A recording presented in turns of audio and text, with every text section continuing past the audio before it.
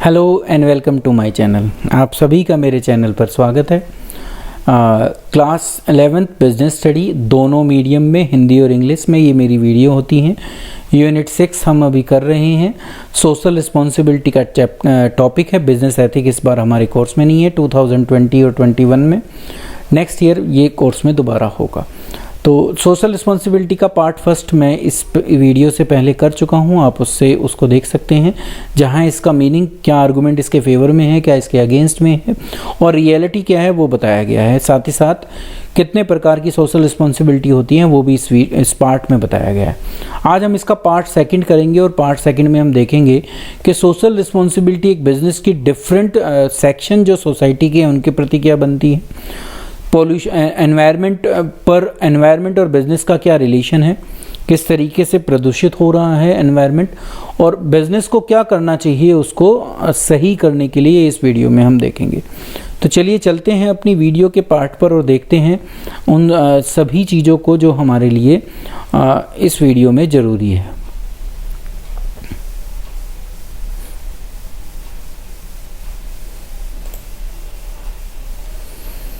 तो पार्ट शुरू होता है social responsibility towards different interest group.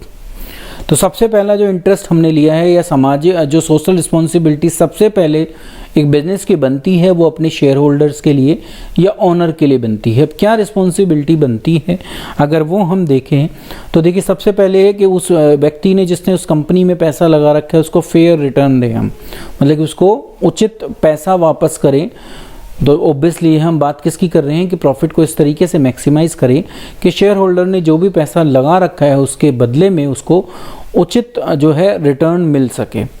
उसकी दूसरी शेयर होल्डर के प्रति क्या रिस्पॉन्सिबिलिटी होती है एक बिजनेस की कि जो भी पैसा उसने लगा रखा है वो सेफ रहे, मतलब कि एटलीस्ट जितना पैसा लगाया है उतना तो वहीं पर सेफ रहे, उसको बढ़ा तो सके, कम ना हो।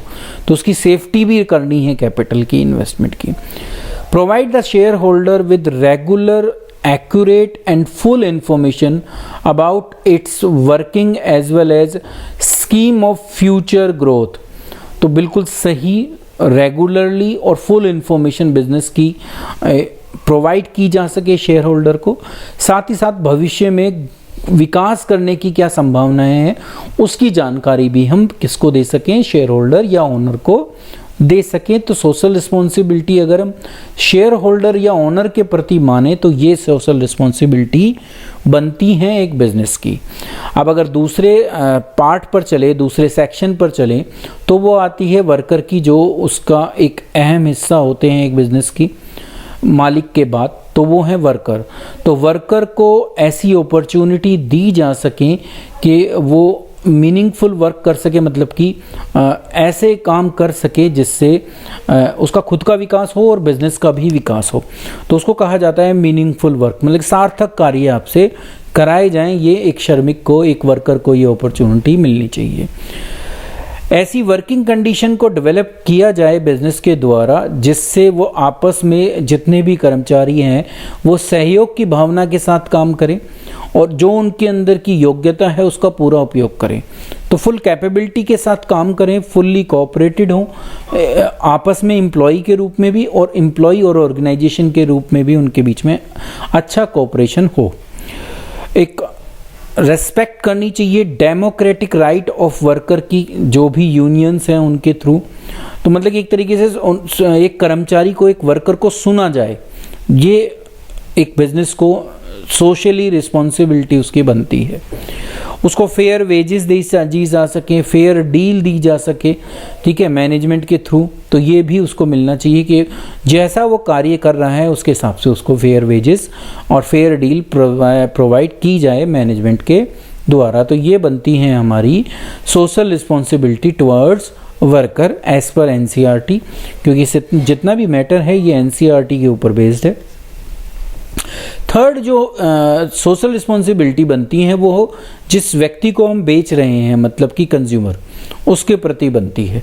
तो कंज्यूमर को कैसी मिलनी चाहिए, अच्छी क्वालिटी मिलनी चाहिए, क्वांटिटी जो है उसमें जो लिखा है आपने उतनी ही होनी चाहिए, उसमें धोखाधड़ी ना हो, सर्विस कंज्यूमर को सही समय पर मिल सके ढंग से और रीजनेबल प्राइस पर सारी चीज़ें मिले। तो क्वालिटी अच्छी हो, क्वांटिटी सही हो, उचित हो, जितनी लिखी है उतनी हो, और सर्विसेज अच्छी दे सकें एट ए रीजनेबल प्राइस। सबसे पहली सोशल रिस्पॉन्सिबिलिटी एक बिजनेस की अपने कंज्यूमर के प्रति ये बनती है। दूसरा है कि वो किसी भी टाइप की कोई मिलावट ना हो, गुणवत्ता उसकी खराब ना हो, वांछित सेवा जो उसको मिलनी चाहिए उसमें कोई कमी ना हो, तो पुअर क्वालिटी ना मिले, लैक ऑफ डिजायर्ड सर्विस ना मिले, ऐसा ना हो, अडल्ट्रेशन ना हो, मिलावट ना हो, ये चीज़ें देखी जा सकें। तीसरा है कि जब भी आप कंज्यूमर के साथ बातचीत करें, उनके साथ कैसा भी रिलेशन स्टेब्लिश करें, तो आपकी कर्टसी होनी चाहिए, मतलब कि शिष्टाचार होना चाहिए। ठीक है, किसी भी ऐसे काम में ना लगो, चाहे वो एडवर्टीजमेंट हो चाहे कुछ हो, जो मिसलीड करती हो, कहती हो आपको गोरा बना दूंगी और आपको पता है कि गोरा वो होने वाला नहीं है। तो कोई भी ऐसी एडवर्टीजमेंट नहीं होनी चाहिए जो मिसलीड करे या डिसऑनेस्टी दिखाए कंज्यूमर के प्रति, ऐसा काम कोई ना करे। दूसरा है provide the proper and justifiable information about the product. तो कंज्यूमर को एक राइट है, राइट टू बी इन्फॉर्म्ड, मतलब कि उसको जानकारी का अधिकार है, तो आप उसको वो उचित जानकारी प्रदान करें। ये भी एक रिस्पॉन्सिबिलिटी बनती है एक बिजनेस की अपने कंज्यूमर के प्रति। फिर आती है, अब जब हमने अपने ओनर के प्रति, अपने कर्मचारियों के प्रति, अपने कंज्यूमर के प्रति कर दी, तो अब हमारी आती है अल्टीमेटली गवर्नमेंट और कम्युनिटी के लिए। तो अब गवर्नमेंट या कम्युनिटी के लिए क्या रिस्पॉन्सिबिलिटीज हमारी बनती है कि हम जो भी देश के कानून है उसका पालन करें, टैक्स जितना बनता है उचित टैक्स ऑनेस्टली जमा कराएं, रेगुलरली जमा कराएं। Business must behave as a good citizen and act according to the well accepted values of the society। समाज की जो भी मूल्य हैं उनको एक्सेप्ट करते हुए हमें एक्ट करना है, ये हमें देखना है। Business must protect the natural environment, आप अपने प्राकृतिक वातावरण को सुरक्षित रख सकें, प्रदूषण ना फैलाएं किसी भी प्रकार का। Avoid bad influence, smoky chimney, अगली बिल्डिंग, डर्टी वर्किंग कंडीशन, ऐसी कोई भी चीज़ हम ना करें, इस चीज़ का हमें ध्यान रखना है। फोर्थ आता है business must develop a proper image in the society through continuous interaction with the various group of people. लोगों के साथ बातचीत रखें और अपनी इमेज को निरंतर सुधारते रहें। तो ये रिस्पॉन्सिबिलिटीज़ बनती हैं हमारी गवर्नमेंट के प्रति या कम्युनिटी के प्रति, किसकी, एक बिजनेस की। तो ये 4 सेक्शन थे जिनके प्रति हमारी सोशल रिस्पॉन्सिबिलिटी बनती हैं और जिनको एक बिजनेस को पूरा करना चाहिए। नेक्स्ट टॉपिक आता है कि बिजनेस का और एनवायरमेंटल प्रोटेक्शन का क्या लेना देना है, व्यवसाय और पर्यावरण संरक्षण क्यों जरूरी है। तो सबसे पहले इसमें एनवायरनमेंट को समझना जरूरी है कि एनवायरनमेंट क्या होती है, फिर प्रोटेक्शन की तरफ चलेंगे। तो एनवायरनमेंट का मीनिंग है the environment is defined as the totality of man surrounding. हमारे आसपास का जो भी वातावरण है वो मिलकर क्या बनता है, वातावरण या पर्यावरण बनता है। अब वो दोनों प्रकार का हो सकता है, नेचुरल भी हो सकता है और इंसानों द्वारा बनाया हुआ भी हो सकता है। These surrounding are also in the nature of resources that are useful for human life. तो इन्हीं को मानव जीवन के लिए उपयोगी भी माना गया है। ये होती हैं, एक तो नेचुरल रिसोर्सेज होती हैं जो हमने ऊपर पढ़ा था, नेचुरल, जिसमें लैंड, वाटर, एयर, फोना, फ्लोरा, रॉ मटेरियल, ये सारी चीज़ें आती हैं। तो भूमि, जल, वायु, जीव, वनस्पति, कच्चे माल, ये सब इसी का पार्ट होते हैं जो हमें प्रकृति के थ्रू मिलते हैं। दूसरा है मानव निर्मित, जैसे सांस्कृतिक विरासत, सामाजिक आर्थिक संस्थान और लोग। तो ये मैन मेड रिसोर्सेस होती हैं, कल्चरल हेरिटेज हमारी है, सोशल इकोनॉमिक इंस्टीट्यूशन है और पीपल है। तो इन दोनों को हमें जो है उनको सुरक्षित रखना है। ये काम किसका होता है, एनवायरनमेंट, ये मतलब ये एनवायरनमेंट का पार्ट होती हैं और इनको सुरक्षित और इनको आगे बढ़ाना ही किसका, बिजनेस का काम होता है। तो it is widely recognise that the quality of the environment, environment का मतलब यही सब लोग, is fast deteriorating particularly due to industrial activity. आज के समय में ये देखा गया है, महसूस किया गया है कि बिजनेस या इंडस्ट्री की एक्टिविटी के थ्रू ये जो हमारा एनवायरनमेंट है जो ऊपर हमने पढ़ा, चाहे वो नेचुरल रिसोर्सेज हों चाहे वो मैन मेड रिसोर्सेज हों, वो डिटीरियोरेट कर रहा है। मतलब कि क्या हो रहा है, उसको वो तेज़ी से बिगड़ रहा है, वो नष्ट हो रहा है। और किसकी वजह से हो रहा है? औद्योगिक गतिविधियों की थ्रू। तो क्या होता है हम देखते हैं आगे। अगर देखें हम कि जो एनवायरमेंटल समस्याएं क्या हैं हमारे सामने, तो जो द यूनाइटेड नेशन संयुक्त राष्ट्र ने has identify 8 problem that cause damage to natural environment. प्राकृतिक वातावरण की बात की जा रही है, अभी मैन मेड की नहीं की जा रही। तो प्राकृतिक वातावरण पे यूएनओ कहता है कि ये वो 8 तरह की समस्याएं हैं जो एक बिजनेस के थ्रू उत्पन्न हो रही हैं। अब वो चाहे ओजोन डिप्लीशन हो, ग्लोबल वार्मिंग हो, सॉलिड और हैजर्डस वेस्ट हो, वाटर पोल्यूशन हो, फ्रेश वाटर क्वालिटी और क्वांटिटी हो, डिफॉरेस्टेशन हो, लैंड का डिग्रेड होना हो, डेंजर ऑफ बायोलॉजिकल डाइवर्सिटी हो। ये जो खतरे हमारे सामने आ रहे हैं, ये इंडस्ट्री इसके लिए एक तरीके से प्रमुख जिम्मेदार मानी गई है। कॉजेज़ क्या है? तो वही है कि सेक्टर तो सारे ही सोसाइटी के इनको जो भी ये खतरे हैं ये इनके लिए जिम्मेदार है। अब वो चाहे इंडस्ट्री हो, गवर्नमेंट हो, एग्रीकल्चर हो, माइनिंग, एनर्जी, कोई भी हो, transportation, construction, consumer generate waste, कोई भी चीज़ हो, जिम्मेदार तो ये सभी हैं। वेस्ट कंटेंट, वेस्ट क्या होता है? वेस्ट की बात यहाँ पर वेस्ट का मीनिंग बताया गया है। Waste contain pollutant which are material of chemical that have been discarded during the process of production or consumption। तो वेस्ट क्या होता है? वो पॉल्यूटेंट होते हैं जो केमिकल का मटेरियल होता है जो छोड़ा गया है या निकला है, कब? या तो प्रोडक्शन करते समय या उसको कंज्यूम करते समय। अब इन्हीं वेस्ट या इन्हीं पॉल्यूटेंट के थ्रू पॉल्यूशन होता है। Pollution is caused by these pollutant which are released into the environment, पर्यावरण में आ जाते हैं ये, beyond it assimilation capacity, जो सहने की क्षमता होती है, अगर उससे ज़्यादा जब ये इसमें जाते हैं तो ये एनवायरनमेंट को पॉल्यूट कर देते हैं, उसी को हम पॉल्यूशन कहते हैं। और इंडस्ट्री इसमें मेजर रोल प्ले करती है। मेजर जनरेटर ऑफ वेस्ट सबसे ज़्यादा कहाँ से जनरेट होता है? इंडस्ट्री से, बहुत क्वांटिटी में भी और टॉक्सिटी में भी।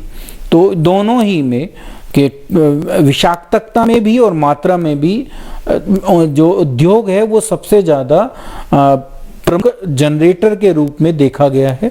तो इसीलिए ये सोशल रिस्पॉन्सिबिलिटी भी बनती है कि हम इसको ठीक करें। तो ये तो था कि पॉल्यूशन क्या है, पॉल्यूशन किस तरीके से हो रहा है और उसके क्या कारण हैं। टाइप ऑफ पॉल्यूशन आप ऑलरेडी पिछली क्लासेस में पढ़ चुके हैं, तो आप जानते हैं कि एयर पॉल्यूशन है। अब यहाँ पर जो बात की जा रही है वो सिर्फ बिजनेस पॉइंट ऑफ व्यू से कर रही है कि बिजनेस का क्या रोल है इसके अंदर। तो मीनिंग आपको पता है कि air pollution is the result of combination of factor which lower the air quality. तो एयर क्वालिटी को लो करेंगे, उसी को क्या कहते हैं? एयर पोल्यूशन कहते हैं। तो वो जितने भी फैक्टर जो एयर क्वालिटी को लो करते हैं वो क्या कहलाते हैं? एयर पोल्यूशन कहलाते हैं। It is mainly due to carbon monodioxide emitted by automobile which contribute air pollution. सबसे ज़्यादा अगर कहीं से आता है तो वो ऑटोमोबाइल सेक्टर से आता है और कार्बन मोनोडाइऑक्साइड छोड़ी जाती है, जिससे एयर की क्वालिटी क्या होती है? डिग्रेड होती है या डिक्रीज करती है। सिमिलरली स्मोक हो, अदर केमिकल हो जो मैन्युफैक्चरिंग प्लांट से निकलते हैं, वो भी पोल्यूट करते हैं एयर को। इफेक्ट क्या पड़ रहा है? Air pollution has created a hole in ozone layer leading to dangerous warming of the earth. तो आज के समय में जो है पृथ्वी का जो तापमान है वो बढ़ता जा रहा है क्योंकि ओजोन में छेद बढ़ता जा रहा है। रीजन आपने ऊपर देखा। फिर आता है वाटर पोल्यूशन, जल प्रदूषण। तो वो आपको पता है कैसे होता है कि जो वाटर पोल्यूशन सबसे ज़्यादा होता है वो उन केमिकल और वेस्ट से होते हैं जो डंप किए जाते हैं वाटर के थ्रू, मतलब कि फैक्ट्री से वाटर में। सोर्सेज कहाँ से आते हैं? वही एंटरप्राइजेस हैं जो डंप करती हैं अपनी वेस्ट रिवर में, स्ट्रीम में, लेक में, ठीक है, with little regard for the consequences. क्या इसके प्रभाव पड़ेंगे उनको ध्यान में पता होने के बावजूद भी ध्यान में नहीं रखना पर उनको। क्या होता है जब वाटर पोल्यूशन होता है तो वो डेथ करवाता है जो भी एनिमल उस पानी में रहते हैं, जो जल जीव हैं उनके ऊपर उसका जो है नेगेटिव इफेक्ट पड़ता है। साथ साथ ही साथ क्योंकि हमें भी जल की बहुत ज़रूरत होती है, तो ह्यूमन लाइफ पर भी इसका थ्रेट है कि अगर इसी तरीके से वाटर पोल्यूटेड होता रहा तो ह्यूमन का जीवन भी जो है इससे खतरे में रहता है। थर्ड आता है लैंड पोल्यूशन। लैंड पोल्यूशन का मतलब भूमि प्रदूषित होती जा रही है। तो डंप होते हैं जो टॉक्सिक्स वेस्ट हैं वो लैंड में, जिससे लैंड की जो उपजाऊ क्षमता है वो कम होती चली जाती है, तो उसी को कहा जाता है लैंड पोल्यूशन। इफेक्ट क्या होता है, ये डैमेज कर रही है quality of land making to it unfit for agriculture and plantation. अब इसी की वजह से ना तो वहाँ पर पेड़ लग सकते और ना ही वहाँ पर खेती की जा सकती, तो ये उसके इफेक्ट हैं लैंड पोल्यूशन के। फोर्थ आता है नॉइस पोल्यूशन। आप जानते हैं ध्वनि प्रदूषण क्या होता है, तो जितनी भी फैक्ट्रीज हैं, व्हीकल्स हैं, उनके थ्रू नॉइस पोल्यूशन होता है। नॉइस पोल्यूशन का मतलब एक निश्चित मात्रा ज़्यादा अगर ध्वनि आती है तो वो जो है नॉइस क्रिएट करती है, और वो नॉइस कानों के लिए, लोगों की हेल्थ के लिए जो है वो सही नहीं होते। तो it is not merely a source of annoyance but is also a serious health hazard भी है। Noise pollution can be responsible for many diseases like loss of hearing, आपको सुनने की क्षमता ही खत्म हो जाती है। मल फंक्शनिंग ऑफ द हार्ट, इसका जो हमारे दिल पर भी इसका नेगेटिव प्रभाव पड़ता है। मेंटल डिसऑर्डर भी इससे आ जाते हैं। तो सिर्फ यही इफेक्ट नहीं है कि कानों पर है, इसके कानों के अलावा दिल पर और हमारे दिमाग पर भी इसका इफेक्ट पड़ता है। अब पोल्यूशन कंट्रोल की ज़रूरत क्या है, क्यों करें, अब क्यों करना चाहिए, कि इसलिए ज़रूरी है कि हम स्वास्थ्य के जो खतरे हैं उनसे अपने आप को बचा सकें, तो जो रिडक्ट कर पाएँ हेल्थ हैजर्ड जो हैं, और रिड्यूस रिस्क ऑफ लाइबिलिटी, जो दायित्व हैं हमारे ऊपर उनको हम कर सकें अगर कम, तो हमें उतना ही पैसा कम खर्च करना पड़ेगा। हेल्थ पर पैसा नहीं लगेगा तो वो कहीं और जा सकता है, तो हम अपनी लाइबिलिटी को भी कम कर सकते हैं। कॉस्ट सेविंग हो सकता है, आपको बहुत सारे काम अब नहीं करने पड़ेंगे जो आपको करने पड़ते हैं। वाटर अगर पॉल्यूटेड होगा तो उसको सफाई में आपको पैसा लगाना पड़ेगा। अगर आप एयर पोल्यूशन फैला रहे हैं तो उसको वहाँ पर भी आपको डिफरेंट काइंड ऑफ जो एक्सपेंडिचर हैं वो करने पड़ते हैं।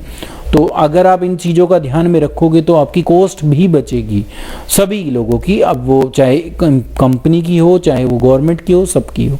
पब्लिक में आपकी इमेज भी इम्प्रूव करती है अगर एक बिजनेस पॉइंट ऑफ व्यू से सोचे तो, और सोशल बेनिफिट हैं अदर, अगर आप पोल्यूशन को कंट्रोल कर पाएँ।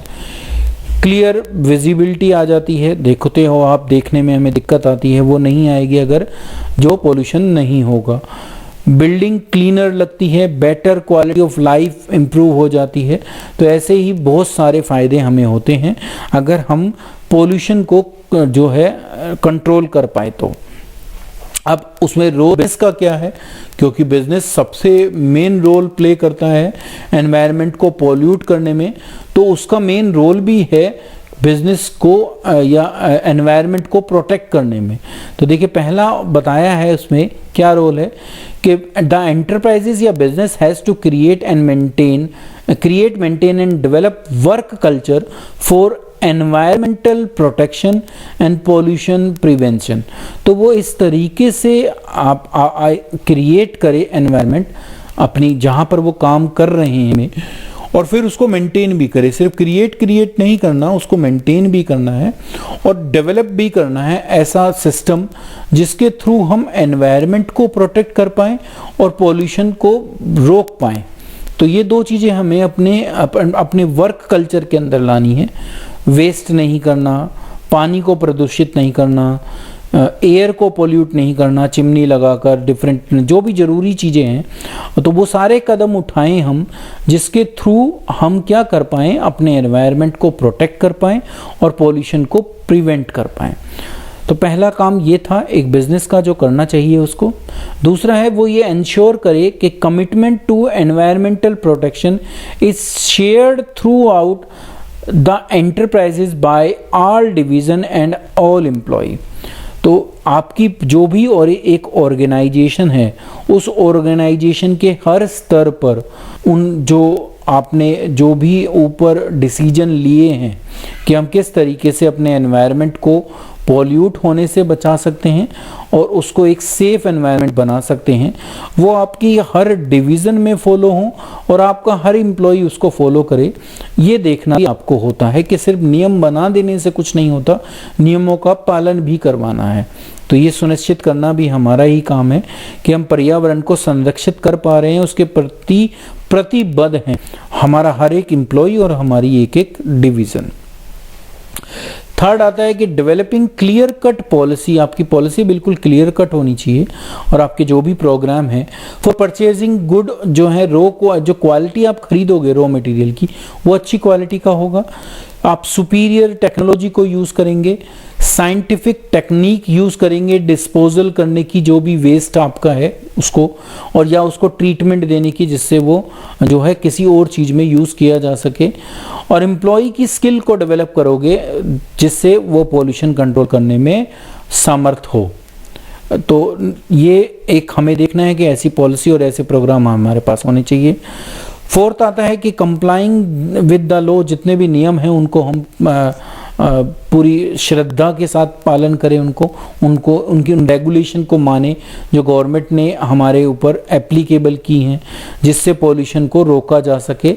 तो एक तो स्वेच्छा से करना चाहिए, पर सरकार के द्वारा जितने भी लागू नियम हैं, कानून हैं, उनका हम अनुपालन करेंगे, ये देखना भी हमारा इसके अगर हम ये देख भी लें तो इससे हम एनवायरनमेंट को प्रोटेक्ट कर पाएंगे।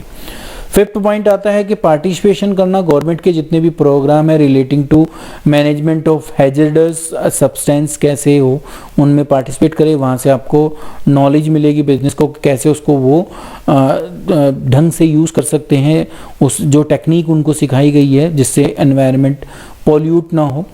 कैसे आप पॉल्यूटेड रिवर को साफ़ कर सकते हैं, ट्री को कैसे प्लांट करना चाहिए ज़्यादा से ज़्यादा, और डिफॉरेस्टेशन को कैसे रोका जाए, पेड़ों की कटाई को कैसे रोका जाए। इस ऐसे जितने भी गवर्नमेंट के प्रोग्राम हैं उनमें हमें पार्टिसिपेट करना चाहिए।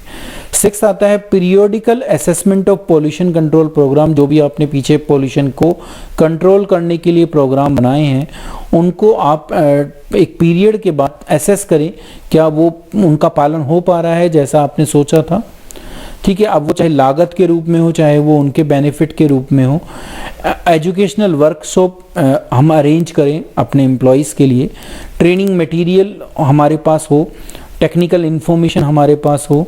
ठीक है, एक्सपीरियंस विद सप्लायर शेयर की जाए, डीलर कस्टमर उन सब से जो भी उनके एक्सपीरियंस है वो भी लिए जाएं, अपने उनके साथ शेयर की जाएं, जिससे पॉल्यूशन कंट्रोल प्रोग्राम को इफ़ेक्टिवली अप्लाई किया जा सके और अपने एनवायरनमेंट को पॉल्यूट होने से बचाया जा सके। तो ये था कि एक बिज़नेस का अपने जो एनवायरनमेंट को प्रोटेक्ट करने में क्या योगदान हो सकता है। इसके थ्रू यूनिट 6 जो है हमारी यहाँ पर समाप्त होती है। अब ये एक तरीके से पहला पार्ट है, इसको कहा जाता है। दूसरा जो है वो फाइनेंस का पार्ट होता है, वो नेक्स्ट वीडियो के थ्रू हम शुरू करेंगे। तो अब यहाँ तक हमने एक तरीके से कहें तो अपना 50 to 60% कोर्स जो है अपना कंप्लीट कर लिया है। ये सभी वीडियो मेरी इस बिज़नेस स्टडी की जो दोनों लैंग्वेज में है आपके सामने हैं, इनका आप फ़ायदा उठाकर अपनी स्टडी को अच्छा कर सकते हैं। तो अभी ये वीडियो इतनी ही थी। Thank you.